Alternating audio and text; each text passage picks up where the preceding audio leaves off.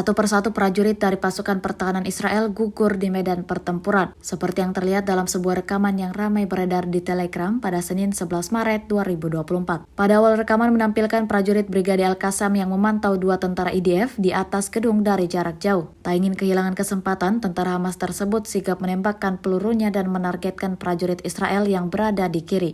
Akibatnya tentara IDF yang terkena tembakan langsung jatuh di tempat seperti yang terlihat dalam rekaman. Berdasarkan keterangan unggahan, Brigade Al-Qassam menembaki seorang tentara Israel di selatan lingkungan Tal Al-Hawa di kota Gaza. Diketahui kemudian insiden ini berlangsung selama pertempuran banjir Al-Aqsa.